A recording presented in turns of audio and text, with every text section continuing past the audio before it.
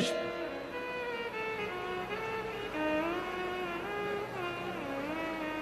तारकासुर को नहीं मालूम था कि श्राद्ध पक्ष में शिवरात्रि आती है और शिवरात्रि के दिन आज तारकासुर श्वेत पुष्प देवादिदेव महादेव को समर्पित कर रहा है। ये तारकासुर को ज्ञात नहीं, तारकासुर को मालूम नहीं।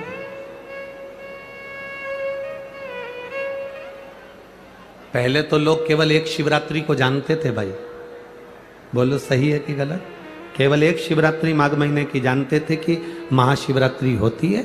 शिव महापुराण की कथा धीरे धीरे सुनते सुनते सुनते सुनते शिवरात्रि के महत्व को लोग जान गए। एक शिवरात्रि के एक पुष्प का वर्णन क्या कहता है हमारा शास्त्र, शिवरात्रि का एक लोटा जल क्या वर्णन करता है हमारा शिव महापुराण। तेरी कृपा बिना न हिले एक भी अणु, लेते हैं श्वास तेरी कृपा से तनु। हे गंगाधार मुक्ति द्वार ओंकार, भोले आयो शरण दिया शंभुकार। एक बेलपत्र का, एक पुष्प का क्या वर्णन है? एक पुष्प का क्या आनंद है?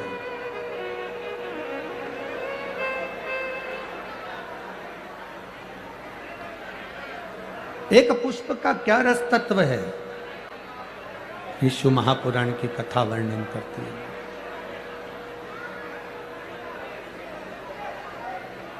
भगवान देवादिदेव महादेव की कथा तारकासुर को नहीं मालूम कि शिवरात्रि है श्राद्ध पक्ष की। उसके स्मरण में नहीं आ पाया कि ये श्राद्ध पक्ष की शिवरात्रि है। उसके स्मरण में नहीं आया कि ये शिवरात्रि कितनी मूल होती है, कितनी महत्ववान। इस शिवरात्रि की कितनी महत्वता होती है। शिव महापुराण की कथा कहती है भाई, श्राद्ध पक्ष में पड़ने वाली शिवरात्रि का स्मरण जरूर करिएगा। किसी नारी को अगर 32 साल भी शादी को हो गए हो और संतान नहीं हो रही हो, 30-35 साल हो गए, 32 साल हो गए, 28 साल हो गए, 15 साल हो गए, 20 साल हो गए और संतान का सुख नहीं हो, तो श्राद्ध पक्ष की शिवरात्रि की बड़ी महत्वता है, बड़ी महत्व।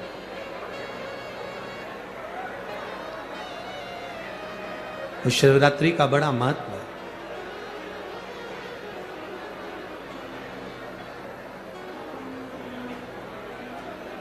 तारकासुर जान नहीं पाए कि आज श्राद्ध पक्ष की शिवरात्रि है। केवल एक श्वेत पुष्प, केवल एक सफेद फूल तारकासुर ने लेकर आए और बाबा देवादिदेव महादेव का जो स्वरूप था, भगवान शंकर का जो स्वरूप था, उस स्वरूप पर देवादिदेव महादेव ने शिव जी के चरणों में एक पुष्प समर्पित कर दिया। एक सफेद पुष्प, एक श्वेत पुष्प देवादिदेव महादेव को समर्पित कर, भगवान शंकर को समर्पित किया।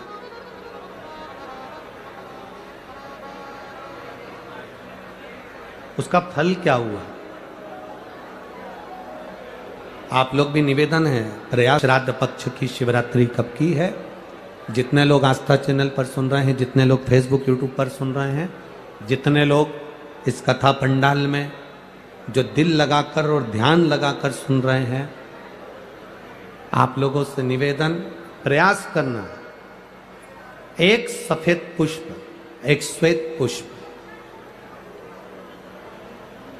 बाबा देवादिदेव महादेव को 13, तो श्राद्ध पक्ष की शिवरात्रि के दिन बाबा देवादिदेव महादेव को एक सफेद पुष्प समर्पित कर देने पर अपने मन की कामना कर कर बाबा देवाधिदेव महादेव 3 महीने वो कामना पूर्ण करता है। और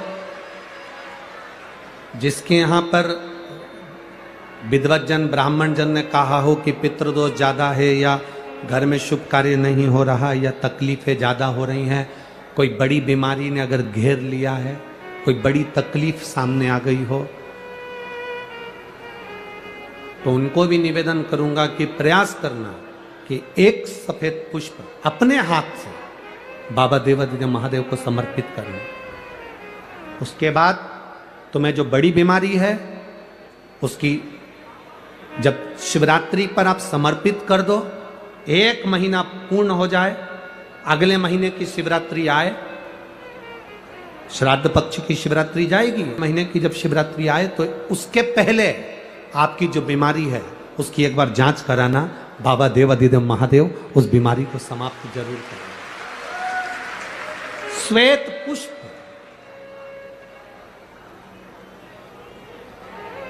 भगवान शंकर का जो श्राद्ध पक्ष का जो शिवरात्रि है उस पर जो श्वेत पुष्प की परिभाषा, उसको हमें जानना है, उस परिभाषा।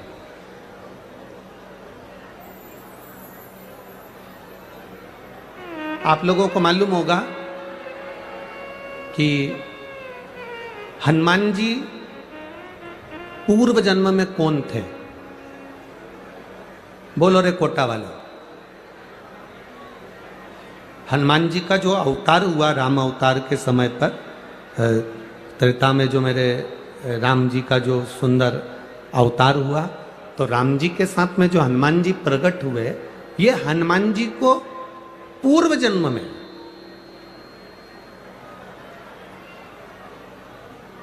पूर्व समय में जो हनुमान जी को ये बानर का रूप मिला है राम अवतार के समय पर, हनुमान जी का जो स्वरूप प्राप्त हुआ, ये हनुमान जी पूर्व समय में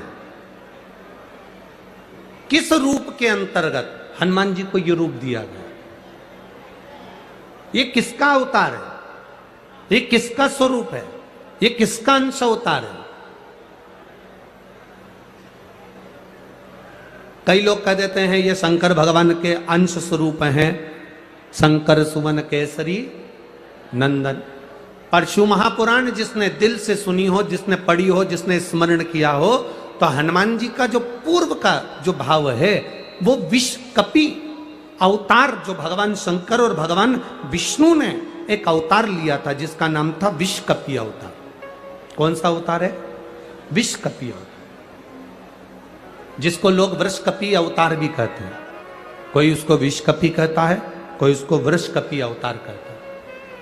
जब भगवान शिव जी ने और भगवान नारायण ने दोनों ने मिलकर इस सुंदर रूप को धारण करा था, कपी का मुख धारण करा था और एक असुर का संहार किया, जिसको वृषकपी भी कहा गया, जिसको विषकपी भी कहा गया। उस वृषकपी अवतार का रूप श्री हनुमंत लाल जी को त्रेता में प्रदान किया गया। श्री हनुमंत लाल जी, उसका चरित्र भी आगे आएगा कथा में, अपन उसको सुनेंगे कि श्राद्ध पक्ष में वृषकपी अवतार का महत्व क्या है, विषकपी अवतार की महत्वता क्या है। देव पितर शिव महापुराण में अगर 16 दिन श्राद्ध के होते हैं और 16 दिन श्राद्ध में से कोई भी एक दिन श्राद्ध का, जो तुम्हारी मर्जी पड़ जाए, जिस दिन तुम घर में फ्री हो, जिस दिन तुम्हारी मर्जी पड़ जाए, जिस दिन तुम्हारा मन कर जाए, उस दिन वृषकपी विषकपी नाम लेकर एक रोटी में थोड़ी सी शक्कर या गुड़, थोड़ा सा चावल, थोड़ा सा अगर चावल नहीं हो तो खीर बन जाए तो ज़्यादा अच्छी है, रोटी के अंदर रखकर वृषकपी या विषकपी भगवान शंकर का एक अवतार है नारायण के साथ में। भगवान शिव और भगवान शंकर का और नारायण का एक अवतार मिलकर हुआ था। भगवान शिव और नारायण का मिलन से 3 अवतार हुए थे। 3 अवतार हुए हैं। एक हरिहर अवतार भी भगवान शंकर और नारायण के मिलन से हुआ। एक वृषकपि अवतार भी नारायण और शिव के मिलन से हुआ। तो जो वृषकपि अवतार है भगवान शंकर और एक भगवान नारायण और भगवान शंकर के मिलन से शरंभेश्वर अवतार भगवान शंकर का और नारायण का मिलकर हुआ है। शरंभेश्वर, ये 3 अवतार नारायण और शिव जी मिलकर बने हैं। 3 अवतार भगवान शंकर ने नारायण के साथ मिलकर लिया, शरीर एक बनाया, दोनों मिल गए, एक शरीर बनाकर जगत का कल्याण करा। रोटी हो तो रोटी, पूड़ी हो तो पूड़ी, पराठा हो तो पराठा, जो तुम बनाए हो उसमें थोड़ा सा मात्रा दूध चावल की या खीर की, थोड़ी सी मात्रा गुड़ की, और वृषकपि या विषकपि अवतार का नाम लेकर अपने दरवाजे के बाहर खड़े होकर जो गौ माता को श्राद्ध पक्ष में किसी भी दिन ये भोजन वृषकपि का नाम लेकर दे देते हैं, उसके घर में कभी संपदा की कमी नहीं आती, धन की कमी नहीं आती। श्राद्ध पक्ष का ये स्वरूप है विषकपि अवतार। एक बार सब बोलेंगे, बोले विषकपि भगवान की। अब नाम आप लोग ले जिससे आप लोगों को याद हो जाए। बोलिए, विषकपि भगवान की। आप विषकपि बोल सकते हो, वृषकपि भी बोल सकते हो, वृषकपि भी बोल सकते हो और विषकपि भी बोल सकते हो, दोनों नाम में से कुछ भी। हाँ, अगर आप नेट पर सर्च करोगे या आजकल लोग क्या है, कथा सुनने के बाद नेट पर जल्दी सर्च करते हैं, तो गूगल आदि पर सर्च करोगे तो विषकपि भी आ सकता है, वृषकपि भी आ सकता है। पुराण में अगर ढूंढोगे, शिव पुराण के अंतर्गत या स्कंद पुराण में या गर्ग संहिता में या कूर्म पुराण में, बरहा पुराण में अगर आप ढूंढेंगे तो उसमें वृषकपि और विषकपि कोष्टक में बना हुआ है। पहले आएगा विषकपि, फिर कोष्टक में आएगा वृषकपि। उस अवतार का स्मरण। फिर से नाम बोलो, क्या नाम बोलना है? विषकपि। या तो विषकपि बोल लें या वृषकपि।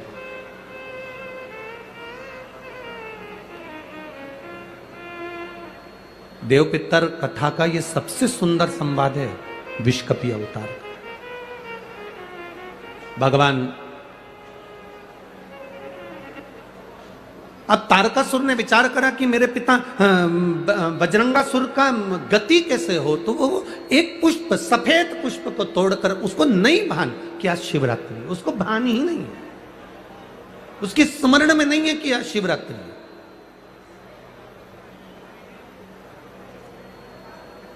फूल तोड़ा, देवादिदेव महादेव के चरणों में समर्पित करा, शिव जी के नेत्र खुल गए। शंकर भगवान ने नेत्र खोलते से ही तारकासुर से पूछा, तुझे क्या चाहिए? तारकासुर कहता है, मेरे पिता बजरंगासुर की गति नहीं हुई है, वो भटक रहा। मेरी माता जब सोती है उनके स्वप्न में मेरे पिता आते हैं। मेरी माता वन में घूमती है, मेरे पिता उसके पीछे चलते हुए दिखते हैं। कभी कभी पितर, कभी कभी पूर्वज, हमको ऐसा लगता है कि हम काम कर रहे हैं और मुझे कोई देख रहा है। कभी कभी ऐसा लगता है कि मैं चल रही हूं, मेरे पीछे कोई चल रहा है। कभी कभी ऐसा भान होता है कि ऐसा लग रहा है कि कोई मुझे देख रहा है, कोई मेरे पीछे चल रहा है, कोई मेरे आगे चल रहा है। कभी कभी ऐसा भान होता है। तो उसके लिए यहाँ तारकासुर कह रहा है कि मेरी माता को मेरे पिता, मेरे पूर्वज नजर आते हैं, मेरे पिता की गति कैसे हो जाए। तब भगवान शंकर कहते हैं कि तारकासुर, एक तो तू असुर है, तू राक्षस है, और राक्षस होने के साथ साथ तू अपने पिता की गति की बात कर रहा है, ये तो मुझे हंसी आने वाली बात है। एक राक्षस कहे कि मेरे पिता का मोक्ष हो जाए तो ये तो बड़ी हंसी की बात है, ये तो बड़ी विचित्र बात। पर तुम पूछ रहे हो, भगवान देवादिदेव महादेव ने कहा कि तुम्हारे पिता की गति के लिए तुम ब्राह्मण भोज, संत भोज, गुरु भोज, दरिद्र भोज ये क्यों ना करते? तारकासुर ने कहा, मैंने पूरी पृथ्वी को निमंत्रण दिया, कोई मेरे यहाँ भोजन करने नहीं आया, सबको भय लगा कहीं मैं मांस ना मिला दूं। गलत पदार्थ ना मिला दूं, गलत चीजें ना मिला दूं, उसका स्मरण ना हो जाए, इसलिए कोई मेरे यहां भोजन करने नहीं आया। शंकर जी उसी समय पर कहते हैं तेरे पिता की गति के लिए नंदी तुझे ज्ञान देगा। भगवान ने नंदी की ओर इशारा करा। नंदी ने तारकासुर से कहा, सुन तारका, अगर अपने पूर्वजों को जल नहीं दे सकते, अपने पूर्वजों को तर्पण नहीं कर सकते, अपने पूर्वजों के लिए भोजन नहीं करा सकते, अपने पूर्वजों के लिए कोई तुम भाग नहीं दे सकते, अपने पितरों के लिए तुम कुछ नहीं कर सकते, तो नंदी ने तारकासुर से कहा, एक मुट्ठी दुर्बा घास उखाड़ कर किसी गाय को खिला देना, उससे भी तेरी पिता की, तेरे पूर्वज की मुक्ति गति निश्चित है। ये नंदी का ज्ञान है, ये नंदीश्वर का ज्ञान। 16 दिन श्राद्ध में बन सके, आप अगर किसी को भोजन करा सके ठीक है, ना करा सके ठीक है, कुछ नहीं बने तो थोड़ी सी घास, थोड़ा सा ग्रास तोड़कर गौ माता को भी खिला देने पर हमारे पूर्वजों को, हमारे पितरों को मुक्ति प्राप्त हो जाती है, मोक्ष मिल जाता है। क्यों? गौ माता के शरीर में देवताओं का निवास है, उसको जानने वाला जान सकता है, बाकी के तो लोग आज के जमाने में हम क्या कहें, केवल दुनिया के लोग एक बात कहते हैं, गौ माता की जय हो, गौ माता की रक्षा हो, रक्षा हो, रक्षा हो। हर मंच पर, हर जगह पर राजनेता, सत्ताधारी सब चिल्ला चिल्ला कर कहते हैं हमने गाय के लिए यह करा, हमने गाय के लिए वो करा। अगर तुमने गाय के लिए कुछ करा होता तो रोडों पर गाय आज भी कचरा खाती हुई नहीं दिखती।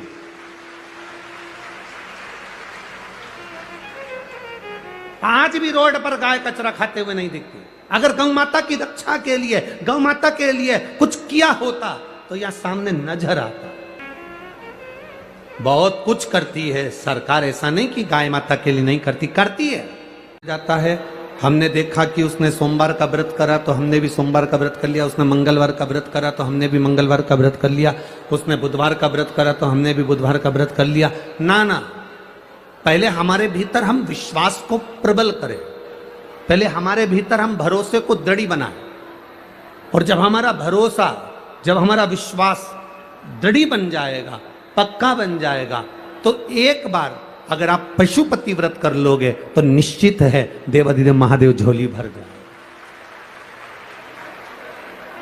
पहले हम अपने भरोसे को तो पक्का करें, पहले हम अपने विश्वास को पक्का करें, अपने भरोसे को पक्का करें, अपनी दृढ़ता को पक्का करें, तब तो परमात्मा मिलेगा ना।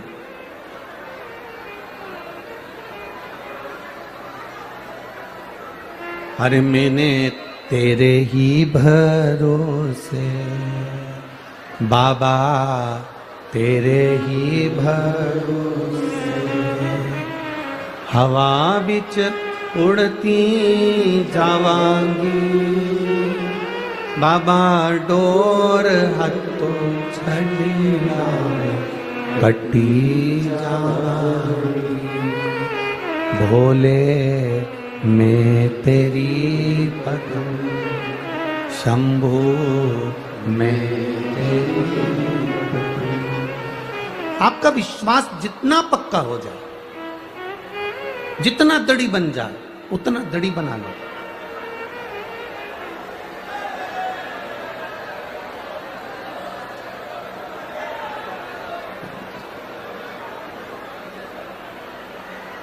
शंभू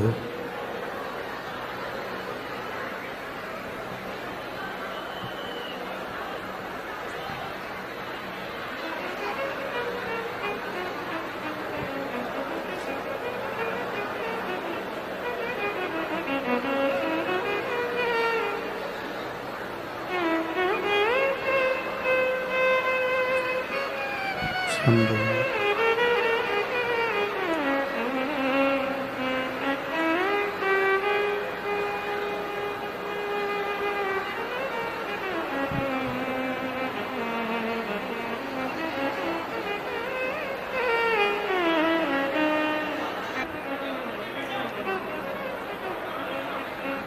भरोसा प्रबल हो, विश्वास दृढ़ हो,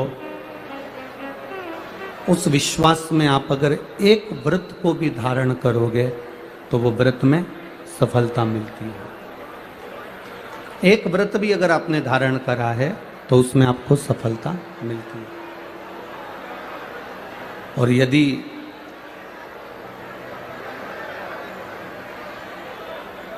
हम दिखावे के वश थोड़ा भी कुछ करते हैं तो उसमें कुछ आनंद की अनुभूति नहीं होती, उसमें सुख का भान नहीं होता, उसमें आनंद का भाव नहीं प्रकट होता।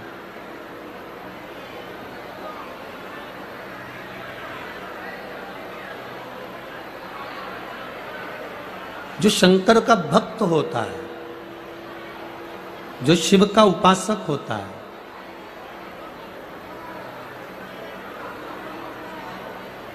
जो भगवान की अविरल भक्ति को पाने वाला होता है, वो किसी ऐसी दौड़ में शामिल नहीं होता जिस दौड़ में उसको हापड़ी भरा जाए या हाप भरा जाए। शिव महापुराण की कथा कहती है जो दौड़ में शामिल होता है हाप उसी को भराती है। आप सब शिव की कथा को सुनने के लिए आए हो, इसलिए एक बात अपने भीतर उतार कर रखना कि हमें दिखावे की दौड़ में कभी शामिल नहीं होना। हमें शामिल होना है तो जो भक्ति के पथ पर चल रहे हैं, दौड़ में अगर शामिल होगे तो जल्दी हाँप जाओगे, चलते चलते आगे बढ़ोगे तो यह पक्का है कि चलने वालों से आगे निकल जाओगे। मीराबाई, कर्माबाई, नरसिंह मेहता जी, संत तुकाराम जी, रामकृष्ण परमहंस जी, ये सब किसी दौड़ में शामिल नहीं हुए।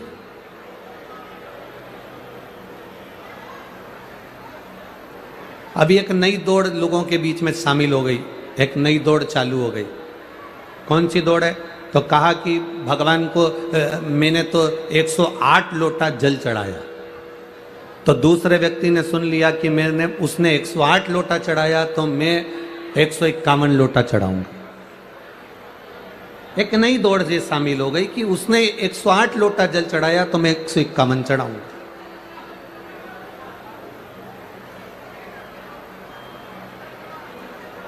फिर एक नई दौड़ चालू हो गई। सावन के महीने में मेरे घर के अंदर मैं शिव जी का अनुष्ठान करता हूं तो 1.25 लाख बेलपत्र शंकर भगवान को समर्पित करता हूं। दूसरे व्यक्ति ने सुना, उसने कहा अगर ये 1.25 लाख बेलपत्र समर्पित करता है तो मैं 2.25 लाख बेलपत्र समर्पित करूंगा। ये दौड़ है। पर शिव महापुराण की कथा कहती है 1.25 लाख बेलपत्र शंकर भगवान को चढ़ाने से पहले शिव महापुराण की कथा कहती है कि आपने 1.25 लाख बेलपत्री के वृक्ष लगाए तब तो आप इस बेलपत्र को चढ़ा। आपने तो पैसा फेंका, 2000, 5000, 25,000, 50,000 रुपए दे दिए और कहा 1.25 लाख बेलपत्र तोड़ के लाओ। तोड़ने वाला व्यक्ति बेलपत्र तोड़ने के लिए गया, उसने कितने बेलपत्र के वृक्ष को तोड़ा, ना जाने कितनी डालियों को तोड़ा, ना जाने कितने वृक्षों को नोचा, और तब जाकर वो 1.25 लाख बेलपत्र इकट्ठी कर लेकर आया और उसने अपने सेठ जी से कहा, सेठ जी ये 1.25 लाख बेलपत्र है, भगवान शंकर को समर्पित कर दो। इस दौड़ में कभी शामिल मत होइए। आप दिखावे की दौड़ से जितना दूर रहोगे उतने सुखी रहोगे। अगर दौड़ की जगह चलना प्रारंभ करो तो जीवन का एक आनंद होगा। जैसे कड़प, शिव जी का एक भक्त कड़प, वो शंकर भगवान का भक्त नहीं था, वो शंकर भगवान की आराधना नहीं जानता था, वो शंकर भगवान की उपासना नहीं जानता था। एक बार उसने जब बचपन में छोटी सी अवस्था थी, मात्र 4.5 साल का कड़प था, केवल 4.5 वर्ष का कड़प, 4.5 वर्ष की अवस्था में कड़प ने केवल अपनी माता के मुख से सुना था कि शंकर भगवान का एक पत्थर का शिवलिंग होता है, वो शिवलिंग में कोई दूसरा नहीं होता, देव अधिदेव महादेव उस शिवलिंग के अंदर 24 घंटे विराजमान रहता है। ये कड़प ने सुना था, ये कड़प ने धारण करा था कि 24 घंटे देव अधिदेव महादेव शिवलिंग के अंदर विराजमान रहते हैं। 24 घंटे भगवान शिव उस शिवलिंग के अंदर विराजमान रहते हैं। ये कड़प ने सुना था 4.5 वर्ष की आयु में, 4.5 वर्ष की उम्र में। हम क्यों कहते हैं कि ये छोटे छोटे बच्चों को कथा में लेकर आना चाहिए तो उनको ज्ञान प्राप्त होता है। पहले का जो समय था, जो दादियां होती थी, वो दादी अपने बच्चे को सुंदर भगवान की कथा सुनाया करती थी। आजकल ना दादी के पास फुर्सत है, ना पोते के पास फुर्सत है। दादी को मोबाइल से फुर्सत नहीं मिलती, पोते को पढ़ाई से फुर्सत नहीं मिलती, तो दोनों कहीं ना कहीं व्यस्त होते चले गए। तो दादी आज के जमाने में अपने पोते को कोई धर्म की कथा, प्रहलाद की कथा, नरसिंह जी की कथा, ध्रुव जी की कथा, मीराबाई की कथा, कर्माबाई की कथा कोई नहीं सुनाता। आज के जमाने में जितने भी यहाँ पर पेरेंट्स बैठे हुए हैं, जितने माता पिता बैठे हुए हैं, जितने लोग यहाँ कथा सुनने के लिए बैठे हैं, आप सब ईमानदारी से बोलना, आप में से कितनी माता हैं जो अपने बच्चे को तुकाराम जी बनाना चाहती है, मीराबाई बनाना चाहती है, कर्माबाई बनाना चाहती है, रामकृष्ण परमहंस बनाना चाहती है? एक माता ऐसी नहीं होगी जो अपने बच्चे को रामकृष्ण परमहंस, तुकाराम, मीराबाई, नामदेव, कर्माबाई बनाना चाहे। या जितनी बैठी हुई है सब माताएं एक ही बात चाहती है, मेरा बेटा डॉक्टर बने, इंजीनियर बने, कलेक्टर बने, एसपी बने, डीएसपी बने, एसडीएम बने, ये बने, वो बने। पर अपने बच्चे को ना तो कोई मीरा बनाना चाहता है, ना कोई कर्मा बनाना चाहता है, ना कोई नरसिंह मेहता बनाना चाहता है, ना कोई संत तुकाराम बनाना चाहता है, ना कोई रामकृष्ण परमहंस बनाना चाहता है। शिव महापुराण की कथा कहती है, मत बनाओ आप अपने बच्चों को मीराबाई, मत बनाओ आप अपने बच्चे को तुकाराम, मत बनाओ आप अपने बच्चे को रामकृष्ण परमहंस, पर इतना तो बनाओ कि आपका बच्चा आपके बुढ़ापे में आपको एक गिलास पानी पिला सके। इतना तो बना लो, बहुत है।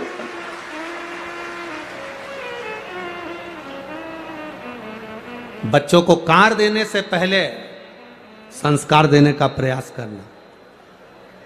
कार दोगे तो बच्चा बेच कर खजाएगा, संस्कार अगर बच्चे में आ गए तो दरवाजे पर कार की लाइन लगा देगा, ये पक्का है।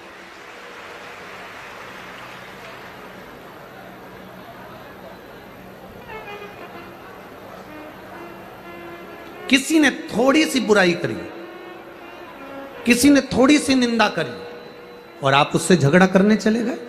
ना ना, एक बात अपने अंदर याद रखना, तुम लोग स्नान कर कर आते होगे, हम भी स्नान कर कर आते हैं, या आप भी स्नान कर कर आते होगे। बाथरूम में जब नहाकर बाहर निकले, निकलने के बाद जब तैयार होने के लिए दर्पण देखते हो, दर्पण देखते समय तुम्हारे चेहरे पर कोई दाग लगा हो, तुम्हारे चेहरे पर कोई सामान लगा हो, तो तुम गुस्सा होते हो क्या?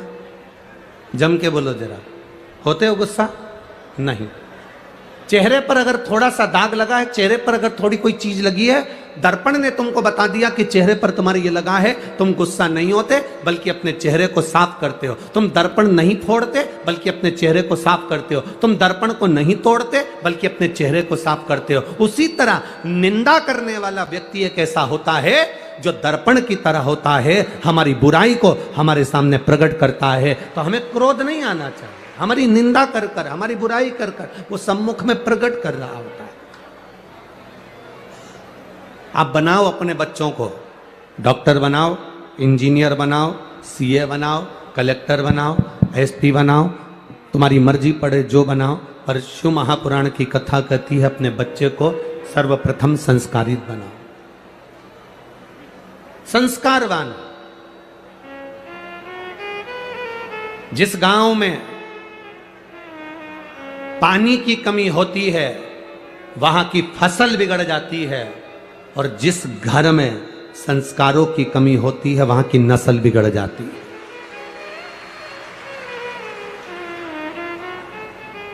बनाओ अपने बच्चों को संस्कारवान।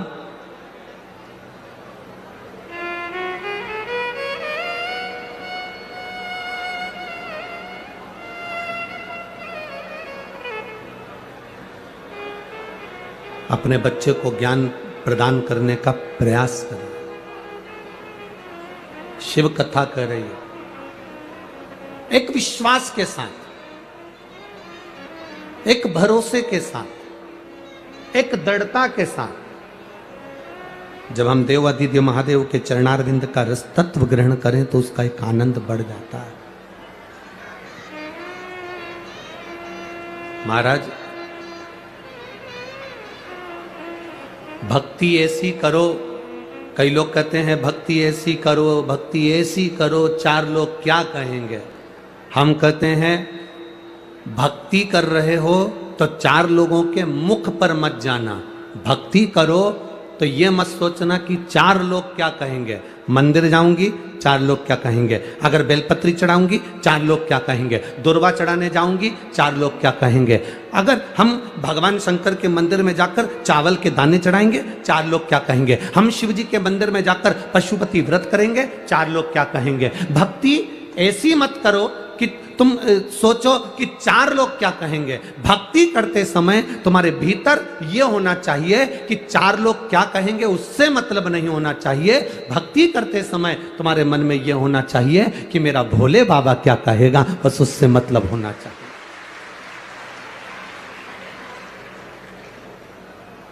पशुपति व्रत करने से पहले तुम्हारे मन में एक भाव उत्पन्न हो जाता है, मैं करूंगी और मंदिर जाऊंगी और लोग क्या कहेंगे कि इतनी बड़ी वहां उसकी पत्नी होने के बाद, उसका पति इतना बड़ा ऑफिसर होने के बाद पशुपति व्रत कर रही है, चार लोग क्या कहेंगे।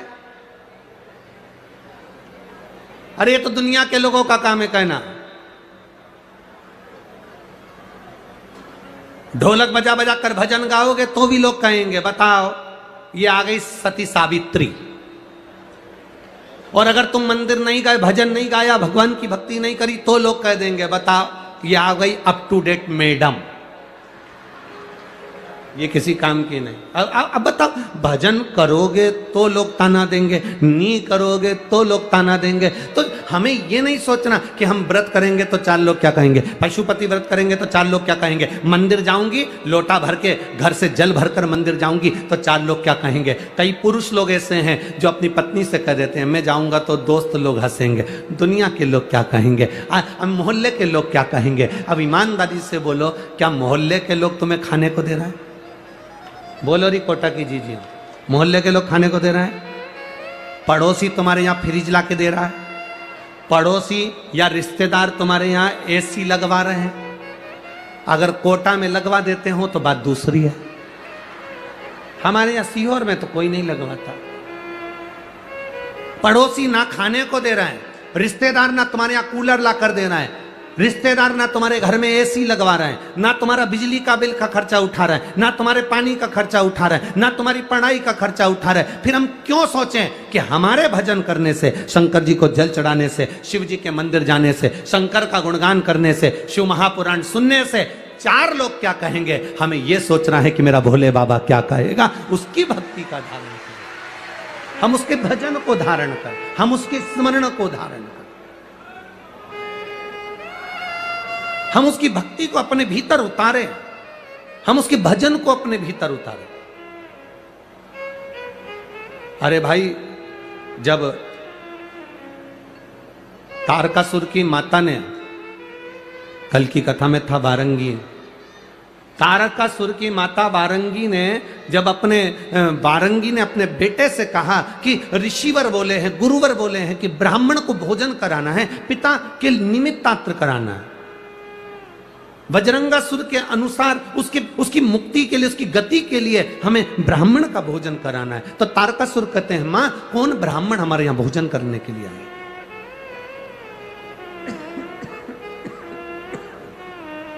मां कौन ब्राह्मण हमारे घर में भोजन करने के लिए आएगा? किस ब्राह्मण को हम बुलाएं, किस ब्राह्मण को हम अपने करीब में बुलाएं कि हमारे घर में आकर भोजन कर ले। वारंगी ने कहा तुम ब्राह्मण को भोजन का निमंत्रण तो दो। तारकासुर ने पृथ्वी के सारे ब्राह्मणों को भोजन का निमंत्रण दे दिया। सारे संतों को तारकासुर ने भोजन का निमंत्रण दे दिया। तारकासुर ने सारे ब्राह्मणों को जब भोजन का निमंत्रण दिया, संतों को भोजन के लिए आमंत्रित किया, संतों को भोजन के लिए जब बुलाया, तो सारे के सारे संत, साधु, ब्राह्मण, गुरुजन जितने भी थे, कोई तारकासुर के यहां भोजन करने के लिए नहीं गया, क्योंकि मालूम था कि ये उपद्रवी है। ये उसको मालूम था कि ये उपद्रवी है, ये उपद्रव करेगा। उसको मालूम था कि ये गलत काम करेगा, और अगर हम भोजन करने चले गए और भोजन में इसने कहीं मांस मिला दिया तो, भोजन में अगर गलत पदार्थ मिला दिया तो, इसलिए एक भी संत, एक भी साधु, एक भी गुरुजन, एक भी ब्राह्मण जन तारकासुर के यहां भोजन करने नहीं गया। तब तारकासुर को क्रोध आ गया और तारकासुर ने आक्रमण कर दिया बैकुंठ पर, तारकासुर ने आक्रमण कर दिया इंद्रलोक पर, तारकासुर ने आक्रमण कर दिया ब्रह्मलोक पर। सारे देवताओं को, सबको तारकासुर ने इधर उधर कर दिया, सब पे अपना राज्य स्थापित कर दिया। भगवान नारायण से पूछा, बताओ मेरे पिता बजरंगासुर को गति प्रदान करना है, ब्राह्मण भोजन करने नहीं आते, संत भोजन करने नहीं आते, गुरुजन भोजन करने नहीं आते, तो मैं भोजन कैसे कराऊं? भगवान विष्णु ने कहा ब्रह्मा जी से पूछो। ब्रह्मा जी से कहा तो ब्रह्मदेव कहते हैं कि इंद्र से पूछो। इंद्र कहते हैं भगवान देवादिदेव महादेव से पूछो। शंकर भगवान के पास जब तारकासुर पहुंचा, तारकासुर नेत्र बंद करे हुए भगवान देवादिदेव महादेव के विग्रह को देख रहा था, केवल शिव तत्व को केवल निहार रहा था, शंकर को केवल देखने का प्रयास कर रहा था, शिव को पहचानने का प्रयास कर रहा था तारकासुर। और भगवान शंकर को जब पहचानने का प्रयास तारकासुर कर रहा था, नेत्र बंद थे मेरे देवादिदेव महादेव के। पार्वती उनके नजदीक में विराजी थी। माता पार्वती जी ने तारकासुर को देखा और तारकासुर से माता पार्वती जी ने पूछा, तारके, ए तारके, कैसे आना हुआ? तारकासुर कहते हैं, माता जी मेरे पिता को गति प्रदान करना है, मेरे पिता को मोक्ष प्रदान करना है। ब्राह्मण भोजन के लिए नहीं आते, संत साधु भोजन करने नहीं आते, गुरुजन कोई भोजन करने नहीं आते। मां, इसलिए मैं महादेव से पूछने के लिए आया हूं कि मैं किसको भोजन करूं, मैं किसको भोजन दूं?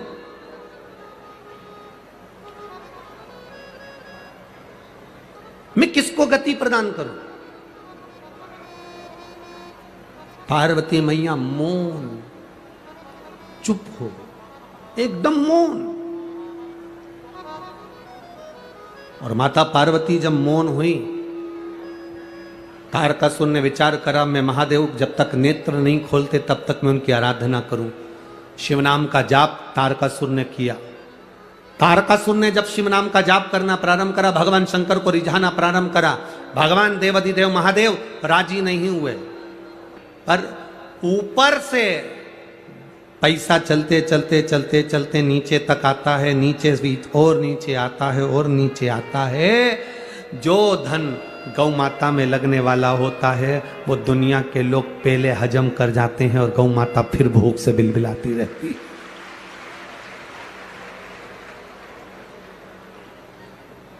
फिर भूख से बिलबिलाती रहती है।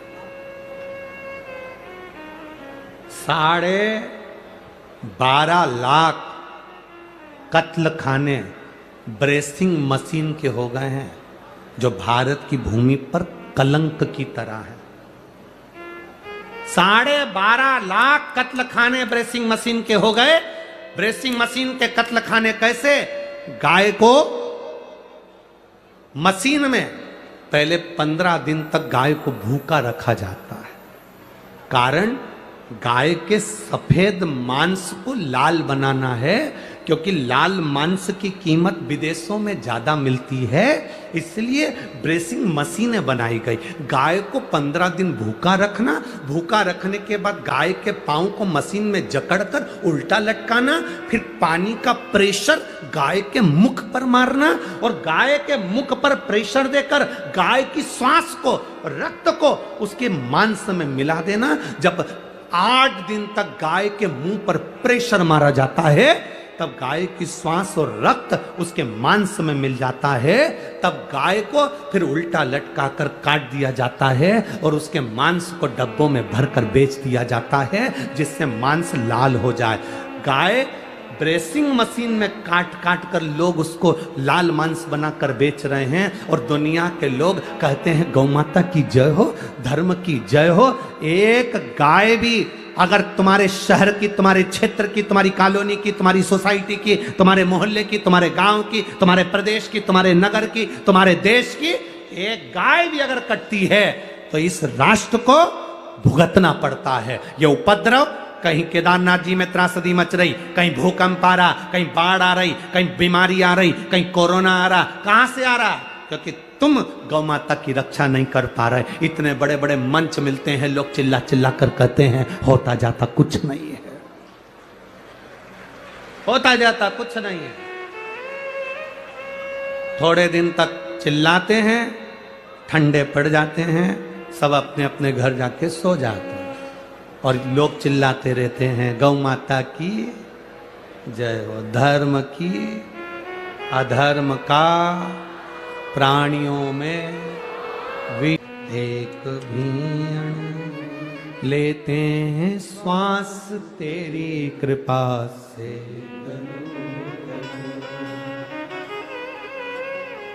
देव अधिदेव महादेव से हृदय से दिल से प्रार्थना करिए, बाबा देव अधिदेव महादेव से भाव से कहिए। जहाँ जगह मिले वहाँ बैठकर सुंदर श्राद्ध पक्ष की, देव पितर शिव महापुराण की कथा चल रही है। आप हृदय से बाबा से प्रार्थना करिए, दिल से निवेदन करें। बोल बम का नारा है सारी समस्या का हल। भाव से बाबा से अपनी जगह पर बैठकर प्रार्थना करिएगा, दिल से बाबा से निवेदन करिएगा, बाबा से भाव से कहिए महाराज श्री शिवाय नमस्तु, श्री शिवाय नमस्तु, श्री शिवाय नमस्तु, श्री शिवाय नमस्तु, श्री शिवाय नमस्तु। भोला सब दुख काटो ओ भोला सब दुख काटो। शिव शंकर तेरी माला, भोले बाबा जप तेरी माला, भोला सब दुख काटो ओ भोला सब दुख काटो। वेश है मंगल मंगलकारी, वेश है मंगल मंगलकारी। शमशान वासी हमारा, शमशान वासी